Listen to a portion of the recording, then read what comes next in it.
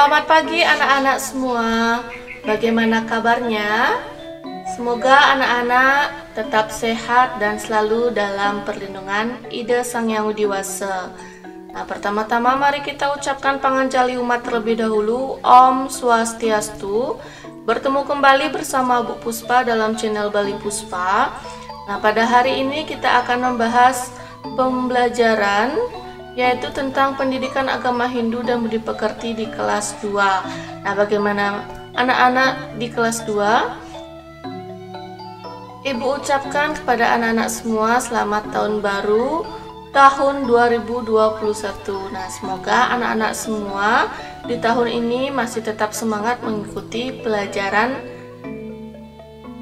yang ada di sekolah, yaitu tetap belajar di rumah ya, dan selalu jaga kesehatan.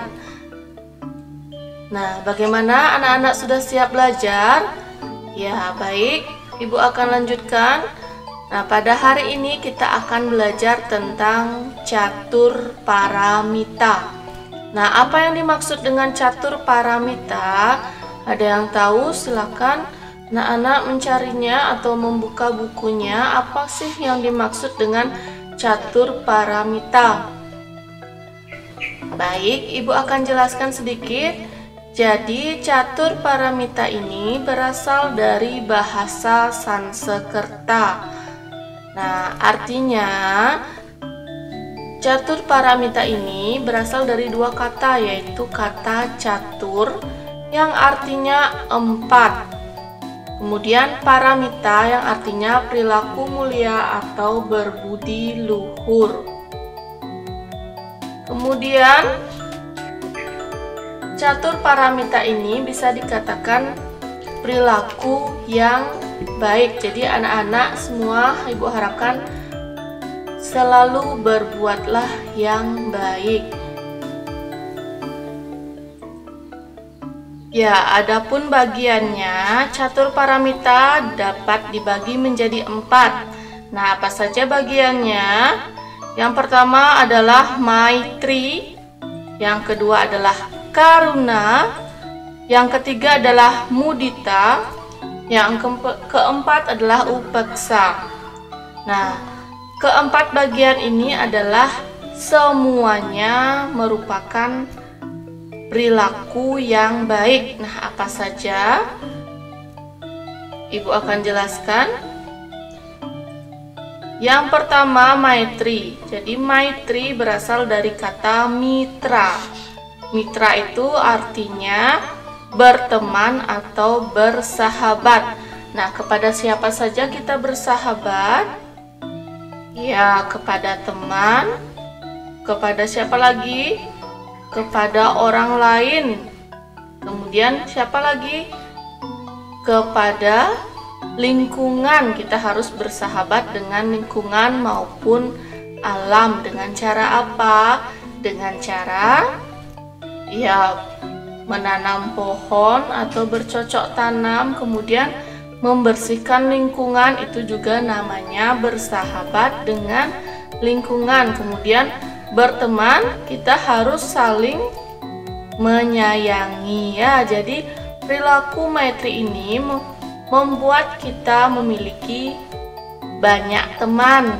Kemudian orang lain akan merasa senang bersahabat dengan atau berteman dengan kita.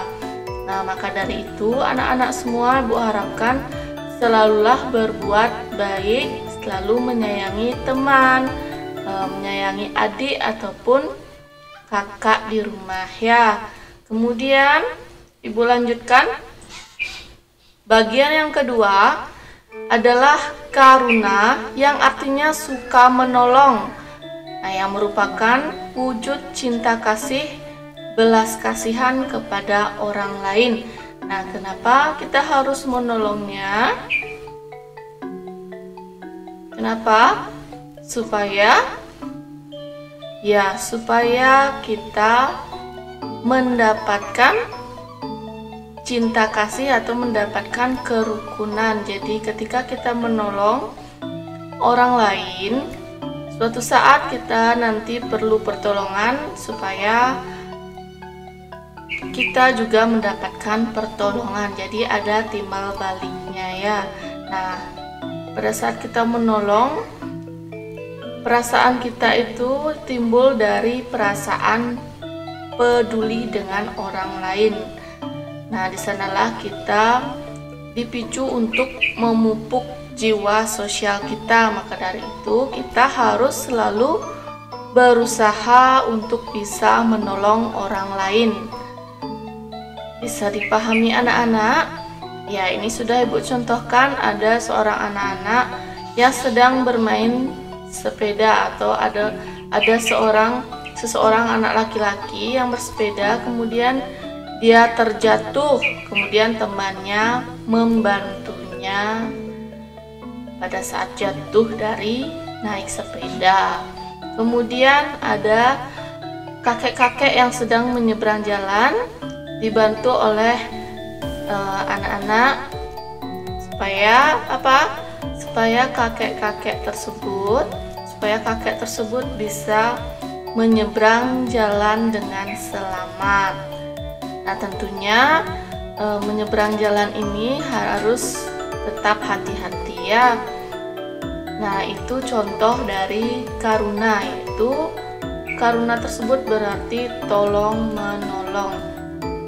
Kemudian mudita. Nah, mudita ini merupakan rasa simpati atau rasa tenggang rasa kita terhadap sesama manusia.